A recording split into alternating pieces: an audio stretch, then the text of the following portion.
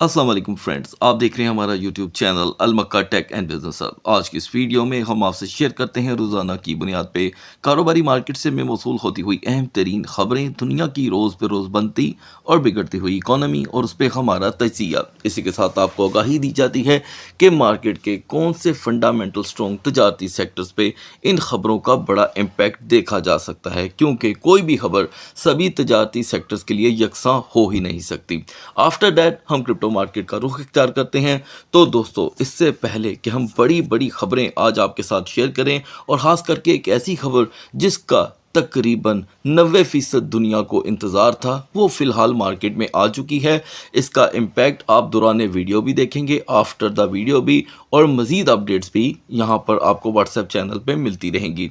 सो दोस्तों, इससे पहले कि हम आज के न्यूज़ बुलेटिन का आगाज़ करें, आपने क्या करना है, वीडियो को करना है लाइक, चैनल को करना है सब्सक्राइब। अगर आप चाहते हैं कि आने वाले दिनों में आपसे हमारी किसी भी एक अहम वीडियो का नोटिफिकेशन मिस ना हो, तो बेल आइकन के बटन के साथ साथ ऑल के बटन को भी क्लिक कर दीजिएगा। सो गाइस, एक बड़ी स्टेटमेंट जो दो यहाँ पे रुख इख्तियार करती है। एक खबर मार्केट में तेज़ी से यहाँ पे दोस्तों हमें गश्त करती हुई दिखाई दे रही है कि आज बुध के दिन ट्रंप किसी भी वक्त एक बड़ा खिताब कर सकते हैं, और उस खिताब में सबसे ज़्यादा अंदेशा इस बात का है कि वो कहेंगे कि जो इस वक्त प्रॉब्लम गल्फ में चल रही है वो उससे यहाँ पर दोष होने लगे हैं, यानी कि बैक स्टेप करने के लिए पूरी तैयारी कर ली गई है। और आज शायद, मैं क्या कह रहा हूँ, शायद सीज़ फायर भी हो जाए। लेकिन ये बातें हकीकत और का रुख तब इख्तियार करेंगी जब हम वाकई वाक़यातन इन ख़बरों को सुन लेंगे। तो दोस्तों, वेरीफाइड न्यूज़ हासिल करने के लिए आप हमारा व्हाट्सएप चैनल ज्वाइन कर सकते हैं, लिंक वीडियो की डिस्क्रिप्शन में मिल जाएगा। फौरी तौर पे वेरीफाइड न्यूज़ आप तक पहुंच जाया करेंगी इंशाल्लाह। तो अभी जो न्यूज़ मैंने ओपन कर रखी है वो ये है दोस्तों कि Trump says US will leave Iran in 2-3 week as Tehran says it's has necessary will to end war. तो दोस्तों, इसके कुछ समझ लें पॉइंट्स हैं, समझने से ताल्लुक़ रखते हैं। उनका ये कहना है कि 2 से 3 हफ्ते लग सकते हैं यहाँ से निकलने में। अपने जो चीज़ें उन्होंने वहाँ पर पहुँचा रखी हैं, जो जैसे कि आप जानते हैं बहरी बेड़े, फ़ौज वगैरह, उनको निकालने में, और फिर मज़ीद जो यहाँ पर उनकी सेटलमेंट हो रही है उसके ऊपर। अब ये नेसेसरी है कि वो फाइनली क्या यहाँ पर जो नकात इनके साथ तय होते हैं वो।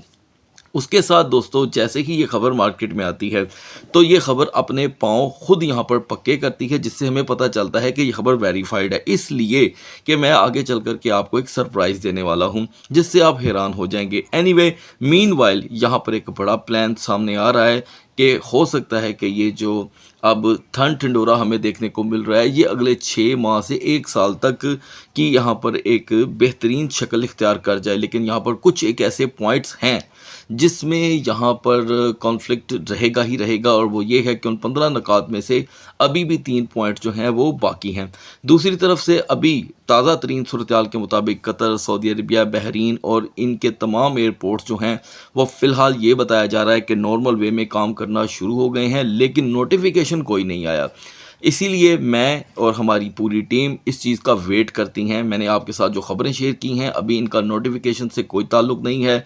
जैसे ही दोस्तों नोटिफिकेशन आएगा वो भी शेयर कर दिया जाएगा। और सुनने में ये भी आ रहा है कि अब वीज़ा का जो प्रोसेस था वो भी यहाँ पर नॉर्मल हो जाएगा आने वाले 1 हफ़्ते के अंदर अंदर। अच्छा दोस्तों, जैसे ही ये ख़बरें मार्केट में आती हैं तो हम देखते हैं कि कमोडिटीज़ में एक खुशहाली की लहर आ जाती है, और उसके बाद जो ऑयल प्राइसेस हैं वो देखने के काबिल हैं। तो दोस्तों, ये मुलाहिज़ा फरमाएं, ब्रेंट क्रूड ऑयल जो कल तक $118.30 पे था, उसके प्राइस में इस वक्त $17 की कमी हो गई है। और WTI के प्राइस में कोई ख़ास कमी नहीं हुई, लेकिन क्योंकि इसका इजाफा भी बड़ा स्लोली हो रहा था तो इसके प्राइस में तकरीबन $3.80 तक की कमी हो गई है। आप ज़रूर सोचते होंगे कि उस्मान भाई जो यहाँ पे फ़िगर बता रहे हैं वो कुछ और है और यहाँ पे कुछ और है। मैंने आपको कल भी बताया था बिगनर हजरात को कि मैं हमेशा पिछले दिन की जो काउंटेबिलिटी होती है वो भी ऐड करता हूँ, और ये बता रहे होते हैं पर डे के हिसाब से। तो मैं पिछले 48 घंटों की परफॉर्मेंस बता रहा हूँ। सो गाइज़, यहाँ पर ब्रेंट ऑयल का गिर जाना इस बात को साबित करता है कि यूएस की ऑयल मार्केट में भी अब ये एतमाद पैदा हो रहा है कि ऑयल प्राइस जो है वो यहाँ पर थोड़ी ही देर के लिए ही सही, लेकिन मज़ीद फॉल कर सकते हैं। तो इन्हीं की वजह से हम देख रहे हैं कि कमोडिटीज़ मार्केट जो है वो तेज़ी से बूस्ट कर रही हैं। दोस्तों, एक बात ज़हन में रखिएगा, जब तक पेपर वर्क नहीं हो जाता अभी हम किसी खबर पे कुछ ज़्यादा एतबार नहीं कर सकते। चलें अब आते हैं आज के डाटाज़ की तरफ। तो दोस्तों जैसे कि आप जानते हैं कि बुध के दिन से मार्केटों में डाटा आना शुरू होना था। तो आज एडीपी डाटा है, अनएम्प्लॉयमेंट रेशो भी आएगी, काफ़ी डाटाज़ जो पाकिस्तान के 5.5 से लेकर 7.5 के दरमियान आना शुरू हो जाएंगे।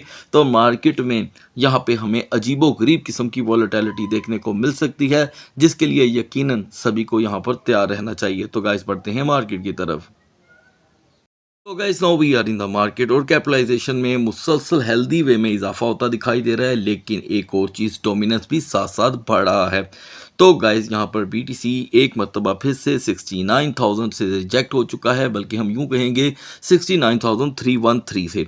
तो ये रिजेक्शन साथ साथ चल रही है। मुझे उम्मीद है कि हमारी ऑडियंस इस बात को समझ रही होगी। दूसरी दफ़ा फिर बता रहा हूँ दोस्तों, बल्कि शायद चौथी दफ़ा बता रहा हूँ कि सायरन टोकन से दूर रहें। लिहाजा ये बिल्कुल भी फंडामेंटल कॉइन नहीं है। 82.8% तक की कमी वाक़या हो चुकी है। पॉजिटिव खबरों का ही ये इम्पैक्ट है दोस्तों, और पॉजिटिव खबरों का ही ये फल है जो आप मार्केट में थोड़ी बहुत स्टेबिलिटी देख रहे हैं।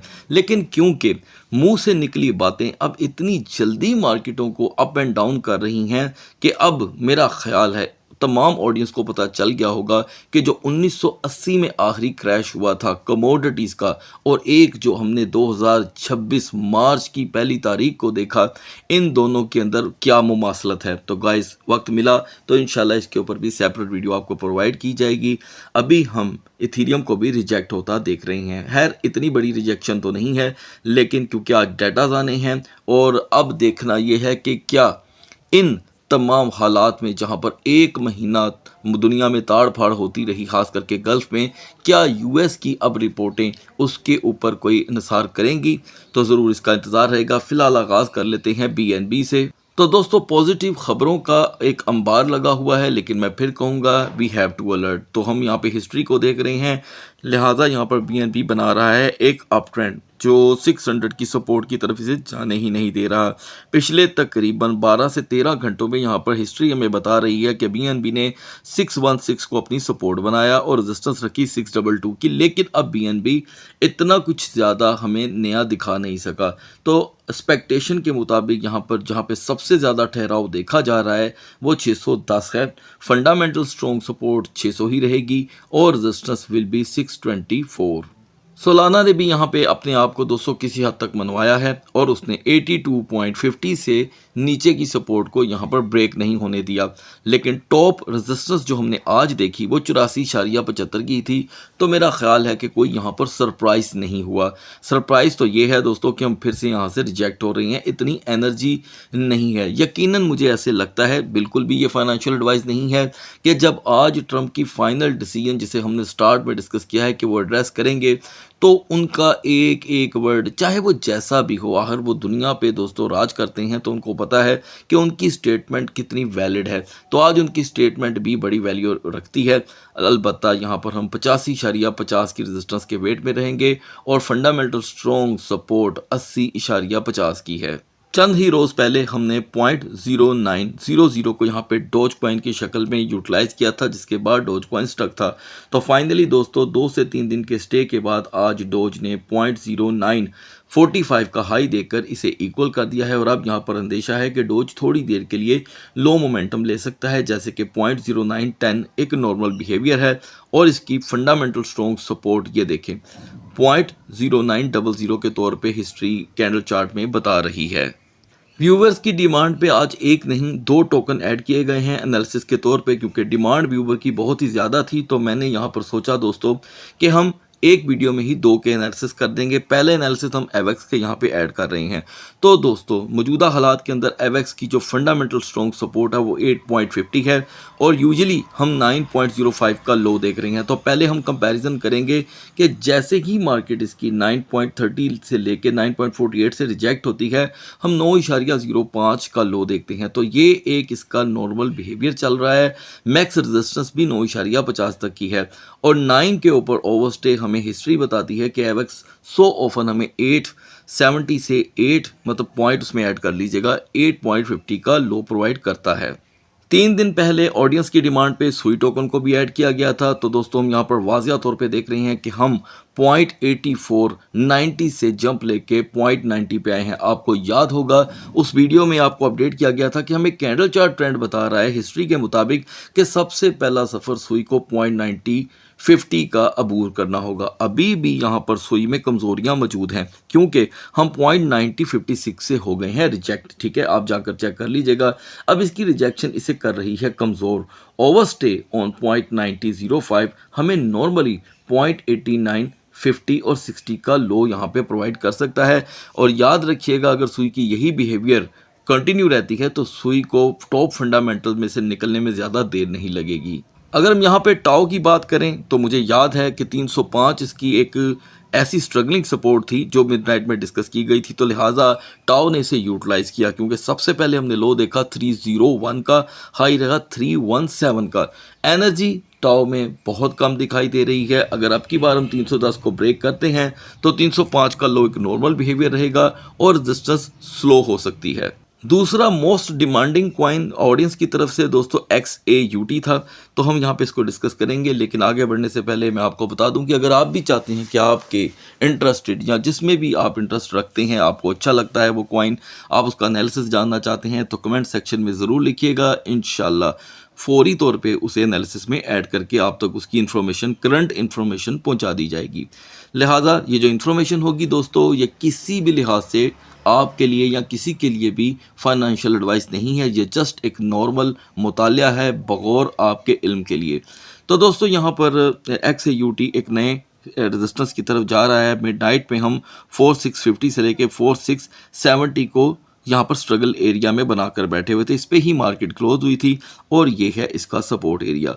तो दोस्तों इस वक्त 4718 का हम हाई देख करके आए हैं, तो वहाँ से हम हो गए हैं रिजेक्ट। ओवरस्टे ऑन 4700 हमें 4680 से 4685 का एक नॉर्मल लो प्रोवाइड कर सकता है। अपर लेवल को अबूर करने के लिए यकीनन 4718 और 4725 की रेजिस्टेंस आपको 4745 तक का मैक्स हाई प्रोवाइड कर सकती है, जिसमें यूएस सेशन जब स्टॉक मार्केट का ओपन होगा वो बड़ा अहमियत का हामिल हो सकता है। बढ़ते हैं BTC और इथेरियम के कैंडल चार्ट की तरफ। तो guys now we are on the chart of BTC और BTC ने एक मरतबा फिर से दोस्तों अपना लोहा मनवाया, यानी कि 68,500 से अपने दिन का आगाज़ करके हमें 69,313 तक का हाई देखने को प्रोवाइड कर दिया। आपको अपडेट किया गया था कि रेजिस्टेंस और हिस्ट्री कैंडल चार्ट की हमें बता रही है कि 69,500 एक नॉर्मल बिहेवियर रहेगा। अलबत्ता हम उससे पहले ही यहाँ पर रिजेक्ट हो चुके हैं और अब हम तेज़ी से यहाँ पर 68,500 को ब्रेक करने की तरफ लगे हुए हैं। याद रहे दोस्तों कि अपर मोमेंटम पे जाने के बाद अब इसका ट्रेंड थोड़ा सा चेंज हो रहा है। यहाँ पर 68,000 इसकी एक टेम्पररी सपोर्ट बन के आई है, जबकि फंडामेंटल स्ट्रॉन्ग सपोर्ट 65,000 अभी तक कायम की कायम है, हालांकि वो टूटी भी थी। तो 68,000 के ब्रेक होने पे मार्केट का मोमेंटम एकदम उलट सकता है, ऐसा हमें कैंडल चार्ट की ये वाली कैंडल बताती है। ठीक है जी, और अपर लेवल के लिए अभी भी हमें 68,500 पे वापस अपनी रेजिस्टेंस इख्तियार करनी होगी। बढ़ते हैं इथेरियम के कैंडल चार्ट की तरफ। दूसरी तरफ दोस्तों इथेरियम जो मिडनाइट में 2090 पे था, उसने अपने दिन का आगाज़ यकीनन 2090 और 80 से ही किया और आपको अपडेट किया गया था एजुकेशन के तौर पे कि 2080 एक ऐसा लेवल होगा जो कम से कम इथेरियम के अंदर एनर्जी ज़िंदा रखेगा, और उसने रखी भी। दिन का आगाज़ इसे 2158 तक लेकर के गया और अब हम उससे हुए हैं रिजेक्ट। अभी भी 2125 इसकी लास्ट होप है जो ब्रेक नहीं होनी चाहिए।